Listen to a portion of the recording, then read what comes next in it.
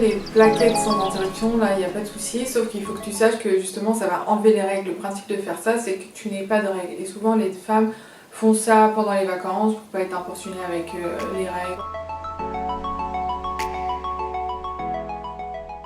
Alors non, le seul moyen de contraception qui empêche les MST, c'est le préservatif. Très important de se dépister régulièrement, surtout si tu as des partenaires sexuels multiples, et de porter un préservatif lors des rapports, avoir un préservatif lors des rapports, parce que c'est le seul moyen de contraception qui protège les MST, j'insiste dessus.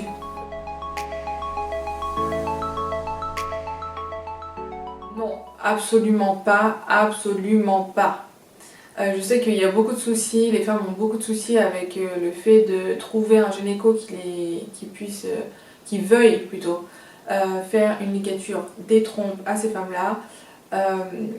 Et dans la loi, il faut savoir qu'il n'y a pas de limite d'âge, c'est-à-dire à partir du moment où vous êtes majeur, vous avez le droit dans la loi de vous faire ligaturer. Il n'y a pas de demande de consentement de mari ou autre, étant donné que c'est votre corps. Donc en fait, non, le mari n'a rien à voir avec ça. Certes, souvent les femmes, bien entendu, en discutent avec leur conjoint, mais étant donné que c'est sur vous que la procédure chirurgicale va être établie, il n'y a pas de demande de conjoint à avoir. Il n'y a pas de limite d'âge non plus. Je sais que souvent, les gynécos, ce qui les embête, c'est quand une femme jeune se présente à eux, et souvent c'est un des motifs de refus, mais normalement, dans la loi, il n'y a pas de limite d'âge à partir du moment où vous êtes majeur.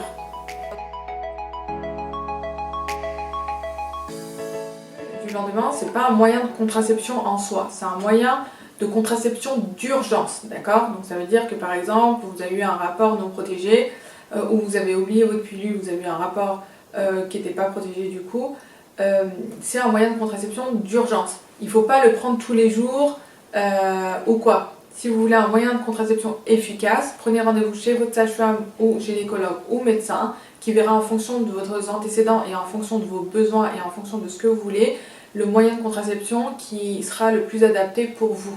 D'accord? Après, c'est vous qui choisissez. Mais il faut savoir que aussi, lors de la consultation, on va vous poser plein de questions en ce qui concerne vos antécédents, parce que certaines femmes ont des antécédents, comme des antécédents thromboemboliques ou quoi, qui font qu'on ne peut pas leur prescrire certains types de contraceptifs. D'accord? Donc, prenez rendez-vous chez la sage-femme et le gynéco ou le médecin pour choisir le moyen de contraception le plus adapté, et surtout posez vos questions. N'ayez pas honte de poser vos questions, ça c'est très très important. Aussi, pour la pilule du lendemain, le plus efficace, c'est de prendre Elawan. Moi, c'est ce que je recommande parce que, alors, il y a plusieurs types de pilules du lendemain. Il y a Elawan, Norlevo qui sont les plus connus. Elawan est plus efficace que Norlevo au bout du 5e jour. Ça agit jusqu'à 5 jours après le rapport non protégé Elawan. Norlevo, ça agit jusqu'à 3 jours après. D'accord? Donc moi, ce que je recommande vraiment, les prescriptions, pour la pilule du lendemain, je fais toujours Elawan parce que c'est un des plus efficaces.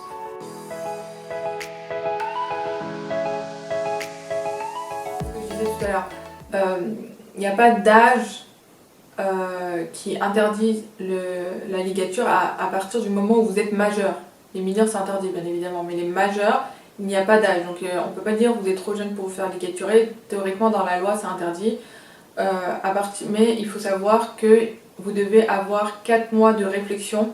À partir du moment où vous faites la demande au médecin et la ligature, il faut 4 mois de réflexion. On va vous fournir un livret où il faudra remplir votre consentement écrit. À la fin du livret, il y a une page spéciale pour ça. Et 4 mois après, vous revoyez votre gynéco, soit pour l'intervention, soit pour une autre, demander plus d'informations ou quoi. Ou vous pouvez prendre rendez-vous bien avant les 4 mois, bien évidemment. Mais il faut savoir qu'il y a ce délai de réflexion de 4 mois entre la prise de décision, les informations que le gynéco vous aura données et l'intervention. C'est totalement faux les amis. À partir du moment où vous arrêtez votre pilule, vous ne prenez pas de moyen de contraception et que vous n'êtes pas ménopausé, bien sûr vous avez une chance ou un risque en fonction du contexte de tomber enceinte. L'implant provoque une aménorrhée, c'est-à-dire une absence de règles. Ou des fois ça peut faire des spottings chez certaines femmes. Des spottings, c'est des traces de sang qu'on peut avoir de temps en temps. Et effectivement, l'implant, un des effets, je dirais, pas cool de l'implant, c'est qu'on peut avoir des spottings, des traces de sang de temps en temps.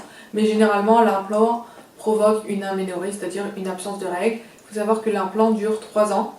Bien entendu, si c'est un moyen de contraception qui ne vous plaît pas ou quoi et que vous avez changé d'avis, vous pouvez retirer votre implant bien avant les 3 ans, hein, qu'on soit d'accord dessus.